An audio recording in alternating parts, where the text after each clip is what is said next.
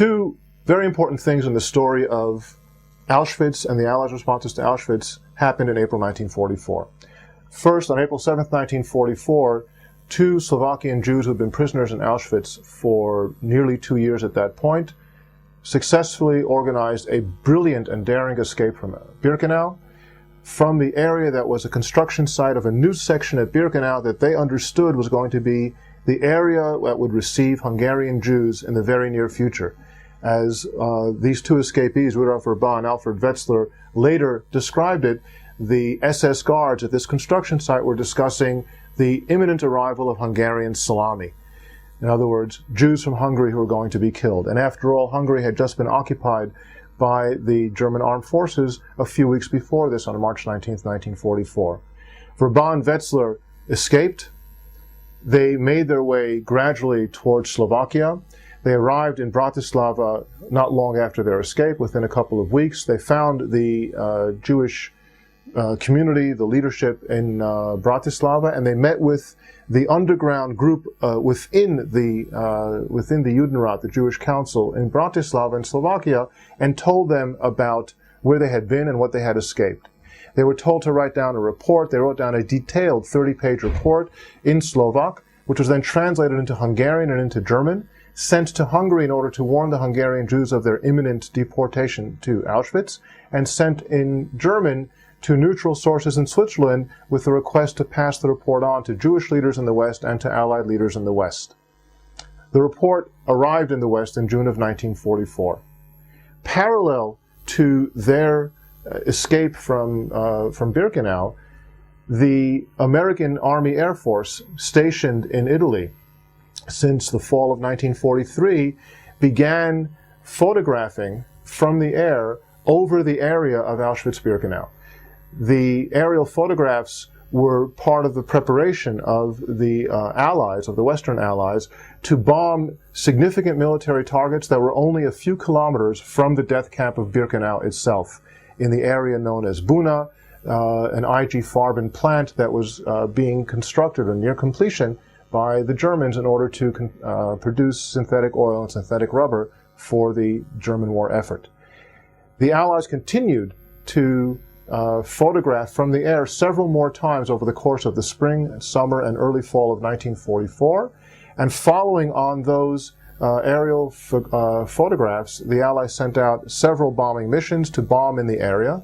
The bombings were not very successful in terms of destroying this labor installation and industrial installation. But in the course of flying over the area, the Allies also photographed from the air the death camp a number of times. The aerial photographs that we know today of Birkenau were taken actually then in the course of the spring, summer of 1944 by, or under the auspices of, the American Army Air Force. However, they were not printed and really understood for more than 30 years after that. What happened in all this story? When the report of Vrba and Wetzler, the two escapees from Auschwitz, reached the West via Switzerland in mid-June of 1944, the report arrived together with the request to do two things: that the Allies bomb the rail lines leading from Hungary in the direction of Auschwitz, and that the Allies bomb Birkenau itself and destroy the gas chamber and crematoria complexes. The Allied response to these requests that were in the report, and that also came from many Jewish leaders in the West and in the Zionist movement in Palestine at the time, the response was three things. First of all, the Allies said technically it was impossible. The camp that was being described was beyond the range of Allied bombers at that time. The second thing they argued was that such a bombing mission could not really successfully pinpoint the gas chamber crematoria complexes, and therefore bombing the camp was not really feasible because it wouldn't really put the murder installations out of commission, and rather would run a very high risk of killing the inmates, which of course was not an Allied interest. In addition to that, bombing the rail lines towards Auschwitz, the Allies argued, was not effective. Their experience with bombing rail lines during the course of the war until that point had been rather ineffective. And they themselves had largely stopped bombing rail lines, except in very rare cases. Therefore, they said the bombing was not going to be effective. It would be a symbolic act. The Allies don't engage in symbolic acts. The Allies said if they want to rescue Jews, the only way to rescue the Jews was to speed up the victory, and then they would rescue the Jews and everybody else who needed rescue. Therefore, the Allies argued, and this is the third point, the only way to really bring about rescue through victory obligated the Allies to devote all of their energies to the war effort. And they came up then with two slogans that related to these last 2 points. No diversion from the war effort, and rescue through victory. That was the only way to do things. And therefore, the sooner they win, because they're putting all their energies into the war effort, the sooner they will be able to rescue the Jews in Birkenau and the Jews everywhere else, and anyone who needs to be rescued. When we look at this Allied analysis as presented to the Jews and to repeated requests to bomb Birkenau. The last request was in November of 44, and the response was the same.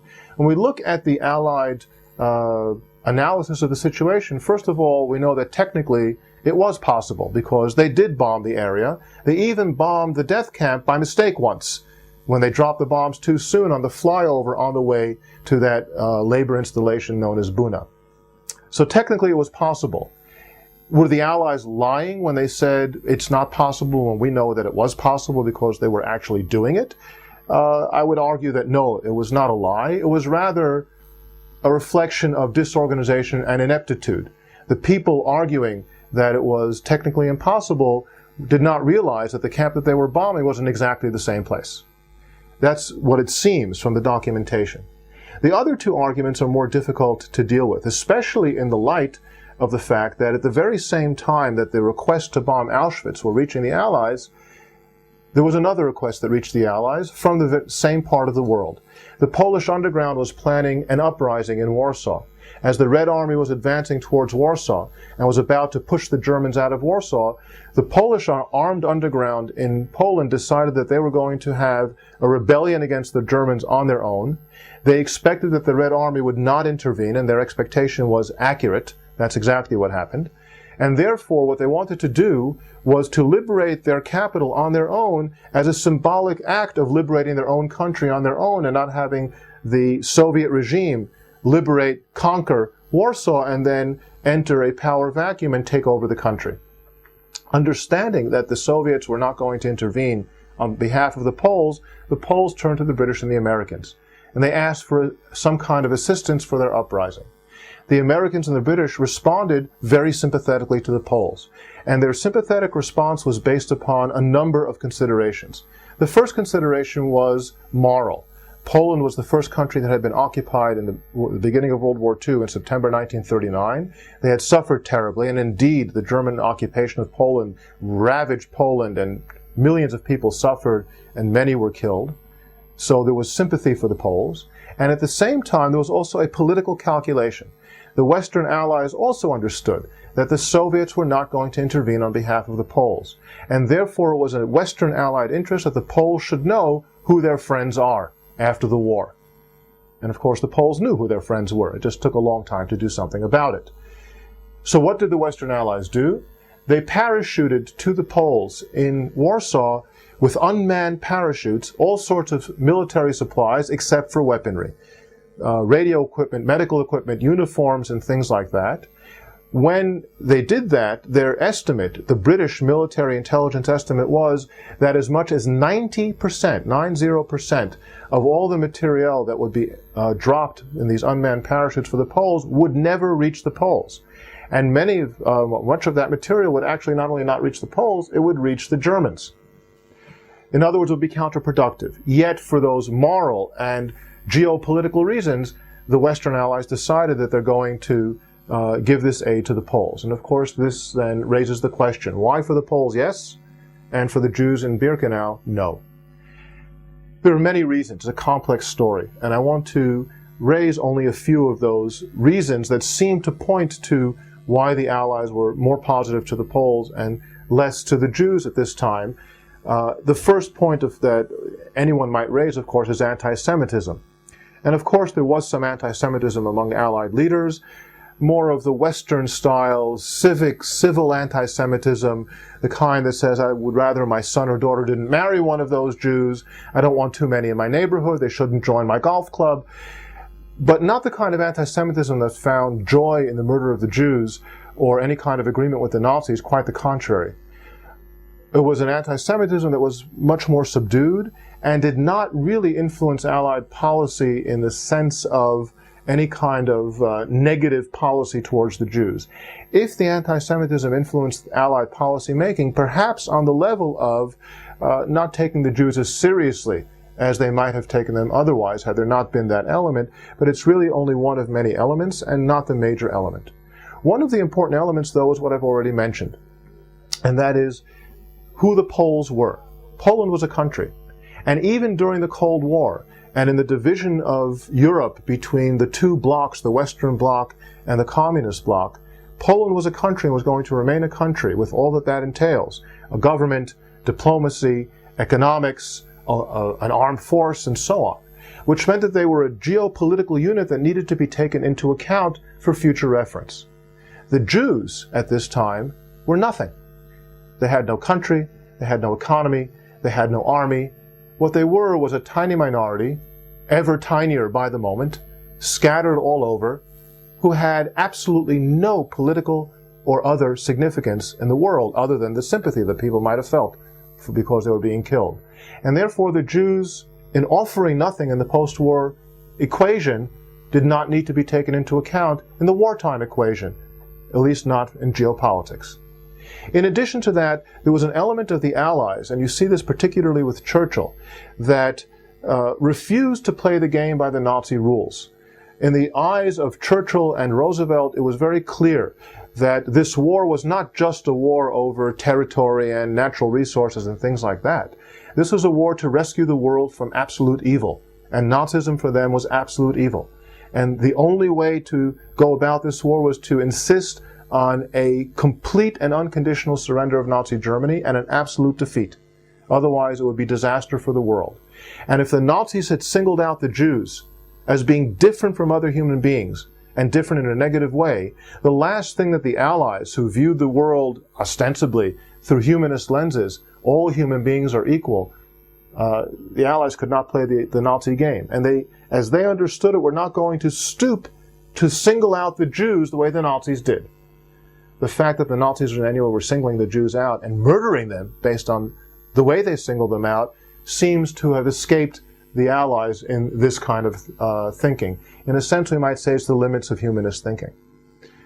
But there's another issue. There are many more, but there's one more that I would raise, and that's the issue of just what the Allies actually understood about Auschwitz when they got this information and the request for the bombing. What did they understand about the camp? What did they understand about what the Nazis called the final solution to the Jewish question?